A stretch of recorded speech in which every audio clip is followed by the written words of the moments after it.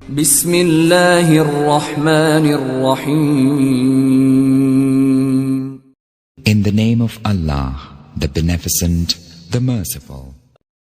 الحمد لله وكفى وسلام على عباده الذين اصطفى أما بعد فقد قال الله تبارك وتعالى في القرآن المجيد والفرقان الحميد أعوذ بالله من الشيطان الرجيم بسم الله الرحمن الرحيم فمن شهد منكم الشهر فليصمه وقال النبي صلى الله عليه وسلم رب سائم ليس له من صيامه إلا الجوع ورب قائم ليس له من قيامه إلا السهر وقال في موضع آخر الصيام جنة ما لا يخرقها صدق الله العظيم وصدق رسوله النبي الكريم ونحن على ذلك من الشاهدين والشاكرين. محترم حضرات، رمضان کا مہینہ شروع ہو چکا ہے. اللہ کے بہت سے خوش نصیب اور نیک بندے روزہ شروع کر چکے ہوں گے، لیکن ہمیں روزہ رکھنے کے بعد روزے کے آداب کی بھی رعایت ضروری ہے. اس لیے مناسب معلوم ہوا کہ روزے کے آداب بیان کیے جائیں. میں نے جو حدیث پاک آپ کے سامنے پڑھی اس کا ترجمہ یہ ہے. اللہ کے نبی صلی اللہ علیہ وسلم فرماتے ہیں رب صائم لیس له من صیامہ الا الجوع. بہت سے روزہ دار، روزے رکھنے والے ایسے ہیں کہ ان کو روزہ رکھنے کے ثمرات بجز بھوکا رہنے کے سوا روزہ رکھنے کے کوئی ثمرات حاصل نہیں ہوتے. وَرُبَّ قَائِمٍ لَيْسَ لَهُ مِنْ قِيَامِهِ إِلَّا السَّحَرُ. اور بہت سے شب بیدار ایسے ہیں کہ ان کو رات جاگنے کے سوا کچھ بھی ثواب نہیں ملتا. علماء محدثین اس حدیث کا 3 مطلب بیان کرتے ہیں.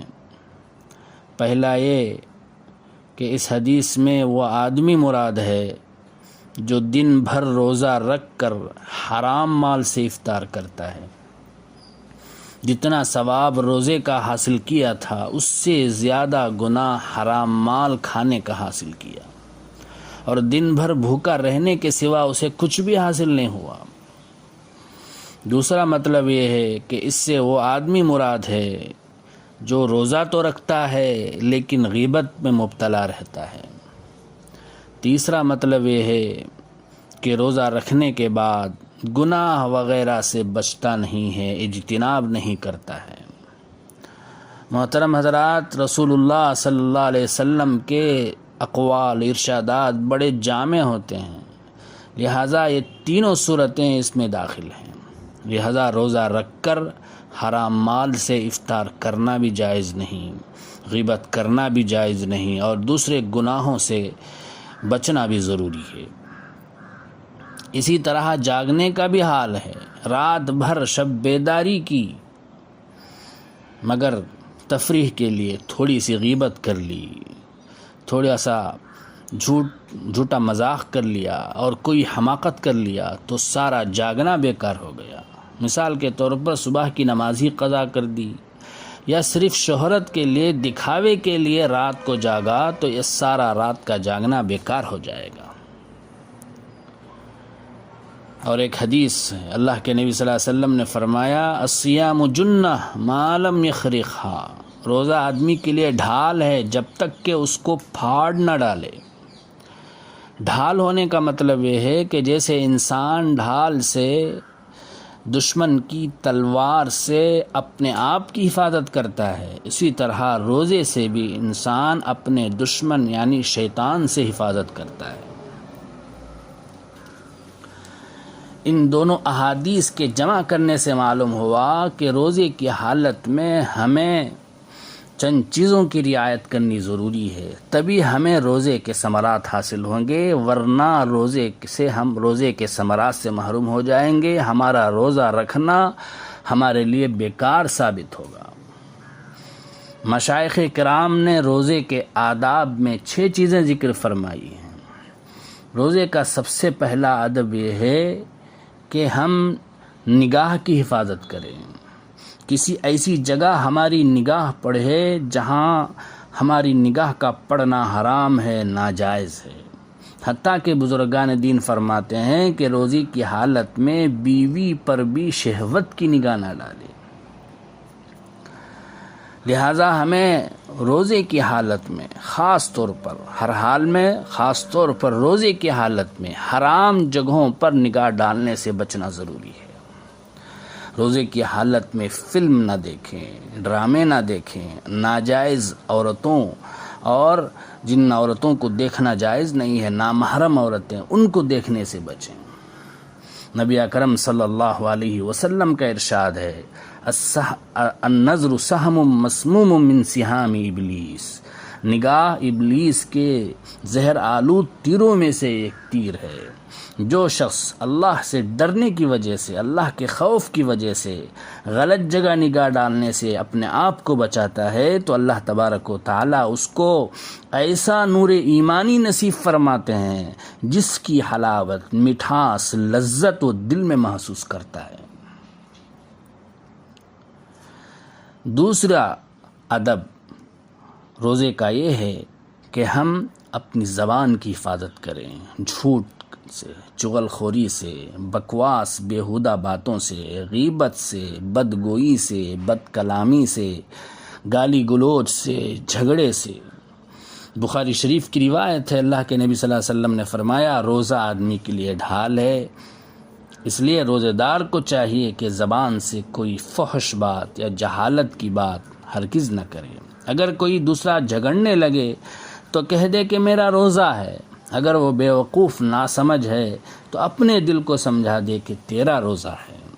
تیرے لیے ایسی باتوں کا جواب دینا مناسب نہیں ہے، بالخصوص غیبت اور جھوٹ سے تو بہت زیادہ بچنے کی ضرورت ہے، کیونکہ بعض علماء کے نزدیک جھوٹ اور غیبت سے روزہ ٹوٹ جاتا ہے، اگرچہ جمہور علماء روزے کے ٹوٹنے کے قائل نہیں ہیں۔ نبی کریم صلی اللہ علیہ وسلم کے زمانے میں 2 عورتوں نے روزہ رکھا، روزے میں اتنی شدت سے انہیں بھوک لگی کہ وہ مرنے کے قریب پہنچ گئی، تو صحابہ کرام رضی اللہ عنہم اجمعین نے نبی کریم صلی اللہ علیہ وسلم سے پوچھا، تو رسول اللہ صلی اللہ علیہ وسلم نے ایک پیالہ ان کے پاس بھیجا اور ان دونوں کو اس میں قے کرنے کا حکم دیا۔ دونوں نے قے کی تو اس میں گوشت کے ٹکڑے اور تازہ کھایا ہوا خون نکلا۔ لوگوں کو دیکھ کر بڑی حیرت ہوئی تو حضور اکرم صلی اللہ علیہ وسلم نے ارشاد فرمایا کہ انہوں نے اللہ تعالی کی حلال روزی سے تو روزہ رکھا لیکن حرام چیزوں کو کھایا، یعنی دونوں عورتوں نے لوگوں کی غیبت کی۔ اس حدیث سے ایک بات بھی معلوم ہوئی کہ غیبت کرنے کی وجہ سے ہمیں روزہ بہت زیادہ بھاری معلوم ہوتا ہے، جس کی وجہ سے وہ دونوں عورتیں روزے غیبت کی وجہ سے مرنے کے قریب پہنچ گئیں۔ اسی طرح اور بھی گناہوں کا حال ہے۔ تجربے سے بھی یہی معلوم ہوتا ہے کہ روزے میں اکثر متقی پرہیزگاروں پر ذرا برابر اثر نہیں ہوتا، لیکن فاسق اور بدکار لوگوں کی اکثر بری حالت ہو جاتی ہے۔ تو بزرگوں اور دوستو، اس لیے ہمیں چاہیے کہ غیبت سے ہم بہت زیادہ پرہیز کریں۔ نبی کریم صلی اللہ علیہ وسلم نے ایک مرتبہ چند لوگوں کو دیکھ کر ارشاد فرمایا کہ دانتوں میں خلال کرو۔ انہوں نے عرض کیا، اللہ کے نبی، ہم نے تو آج گوشت چکھا بھی نہیں۔ حضور اکرم صلی اللہ علیہ وسلم نے فرمایا کہ فلاں شخص کا گوشت تمہارے دانتوں میں لگا ہوا ہے۔ معلوم ہوا کہ ان کی غیبت کی تھی۔ اللہ تبارک و تعالی ہمیں حفاظت فرمائے۔ ہم لوگ اس سے بڑے ہی غافل ہیں، عوام تو دور کی بات، خواص بھی اس میں مبتلا ہیں۔ ان لوگوں کو چھوڑ کر جو دنیا دار کہلاتے ہیں، دینداروں کی محفلیں بھی اس سے خالی نہیں ہوتی۔ اس سے بھی بڑی بات یہ ہے کہ لوگ اسے غیبت ہی نہیں سمجھتے۔ ایک مرتبہ نبی اکرم صلی اللہ علیہ وسلم کا 2 قبروں پر گزر ہوا تو حضور صلی اللہ علیہ وسلم نے فرمایا ان دونوں کو عذاب قبر ہو رہا ہے، ایک کو لوگوں کی غیبت کرنے کی وجہ سے اور دوسرے کو پیشاب سے احتیاط نہ کرنے کی وجہ سے۔ اللہ تبارک و تعالی ہم لوگوں کو اس بلا سے محفوظ فرمائے۔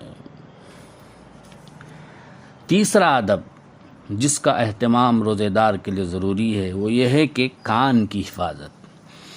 ہر ایسی ناپسندیدہ چیز سے جس کا کہنا اور زبان سے نکالنا ناجائز ہے اس کی طرف کان لگانا اور سننا بھی ناجائز ہے۔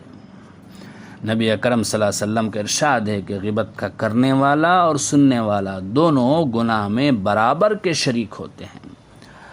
آج کل ہمارا نوجوان طبقہ روزہ کاٹنے کے لیے اور وقت گزاری کے لیے کانوں میں ہیڈ فون لگا کر گانے سنتے ہیں، ناجائز چیزیں سنتے ہیں، ناجائز میوزک سنتے ہیں۔ بزرگوں اور دوستو، اس سے روزے کی برکات ختم ہو جائیں گی۔ ہمیں اس سے بہت زیادہ بچنے کی ضرورت ہے۔ اللہ ہماری حفاظت فرمائے۔ روزے کا چوتھا ادب یہ ہے کہ باقی بدن کے اعضاء کی حفاظت کریں۔ مثلا ہاتھ کو ناجائز چیز کے پکڑنے سے بچائے، پاؤں کو ناجائز چیز کی طرف چلنے سے روکے، پیٹ کو افطار کے وقت مشتبہ حرام چیزوں سے محفوظ رکھے، کیونکہ جو شخص روزہ رکھ کر حرام مال سے افطار کرتا ہے وہ ایسا ہی ہے جیسے وہ کسی بیماری کے لیے علاج تو کرتا ہے، دوا تو کھاتا ہے، لیکن اس دوا میں تھوڑا سا زہر بھی ملا لیتا ہے، تو اس بیماری کے لیے وہ دوا مفید ہو جائے گی، مگر یہ زہر ساتھ ہی اسے ہلاک بھی کر دے گا۔ روزے کا 5واں ادب مشائخ نے لکھا ہے کہ افطار کے وقت حلال مال سے افطار کریں، لیکن اتنا زیادہ نہ کھائیں کہ پیٹ بھر جائے، کیونکہ روزے کی غرض جو ہے اس سے فوت ہو جاتی ہے۔ بزرگان دین اس کا بہت زیادہ اہتمام کرتے تھے۔ 6واں ادب جس کا لحاظ روزے دار کے لیے ضروری ہے وہ یہ ہے کہ روزے کے بعد اس سے بھی ہمیں ڈرتے رہنا چاہیے کہ نہ معلوم یہ روزہ قابل قبول ہے یا نہیں۔ اسی طرح ہر عبادت کے ختم پر ہمیں یہ سوچنا چاہیے نہ معلوم کوئی لغزش ہو گئی ہو جس کی وجہ سے یہ عبادت ہمارے منہ پر مار دی جائے۔ نبی کریم صلی اللہ علیہ وسلم کا ارشاد ہے وَرُبَّ قَارِئٍ وَالْقُرْآنُ يَلْعَنُهُ، بہت سے قرآن پڑھنے والے ایسے ہیں کہ قرآن پاک ان پر لعنت بھیجتا ہے۔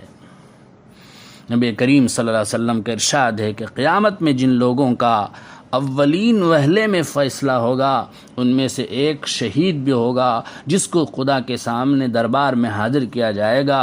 اللہ تعالیٰ کے جو انعامات اس پر دنیا میں ہوئے انہیں اس کے سامنے ذکر کیا جائے گا، وہ ان تمام نعمتوں کا اقرار کرے گا۔ اس کے بعد اس سے پوچھا جائے گا کہ ان نعمتوں کے بدلے میں تو نے کیا کیا؟ تو وہ کہے گا اے اللہ تیرے راستے میں نے جہاد کیا حتیٰ کہ میں شہید ہو گیا۔ اللہ کی طرف سے ارشاد ہوگا تو نے جھوٹ کہا، تو نے جہاد اس لیے کیا تاکہ لوگ تجھے بہادر کہیں، پس تجھے بہادر کہا جا چکا۔ اس کے بعد حکم ہوگا منہ کے بل کھینچ کر اس کو جہنم میں پھینک دیا جائے گا۔ اسی طرح ایک عالم کو بلایا جائے گا، اس کو بھی اسی طرح اللہ کے انعامات جتلا کر پوچھا جائے گا کہ ان انعامات کے عوض میں تو نے کیا کیا؟ وہ عرض کرے گا کہ اے اللہ میں نے تیرا علم سیکھا، دوسروں کو سکھایا، اور تجھے راضی کرنے کے خاطر میں نے قرآن پاک کی تلاوت کی اور علم کو دوسروں تک پہنچایا۔ تو اللہ کی طرف سے ارشاد ہوگا جھوٹ ہے، تو نے یہ سب اس لیے کیا تاکہ لوگ تجھے علامہ کہیں، قاری کہیں، بس یہ سب کہا جا چکا۔ اس کو بھی حکم ہوگا اور منہ کے بل کھینچ کر جہنم میں پھینک دیا جائے گا۔ اسی طرح ایک دولت مند مالدار کو بلایا جائے گا، اس سے بھی اللہ تعالیٰ کے سارے انعامات شمار کرانے اور اقرار لینے کے بعد پوچھا جائے گا کہ اللہ کی ان نعمتوں کے بدلے میں تو نے کیا کیا؟ وہ کہے گا کہ اللہ میں نے کوئی خیر کا راستہ ایسا نہیں چھوڑا جس میں میں نے کچھ بھی خرچ نہ کیا ہو۔ ارشاد ہوگا کہ جھوٹ ہے، یہ سب تو نے اس لیے کیا تاکہ لوگ سخی کہیں، سو تجھ کو سخی کہا جا چکا۔ اس کو بھی حکم ہوگا اور منہ کے بل کھینچ کر اس کو بھی جہنم میں پھینک دیا جائے گا۔ تو بزرگوں اور دوستو، یہ سب بدنیتی کے ثمرات ہیں۔ اللہ تبارک و تعالی ہمیں حفاظت فرمائے۔ تو اس لیے ہمیں چاہیے کہ ان 6 آداب کی رعایت کرتے ہوئے روزہ رکھیں، اور اللہ تبارک و تعالیٰ نے اس روزے کے بدلے میں جو انعامات دینا ہمارے لیے تجویز کیا ہے ان تمام کو حاصل کریں۔ اللہ مجھے بھی اور آپ کو بھی ان تمام انعامات کو حاصل کرنے کی توفیق عطا فرمائے۔ آمین۔ وآخر دعوانا الحمد للہ رب العالمین۔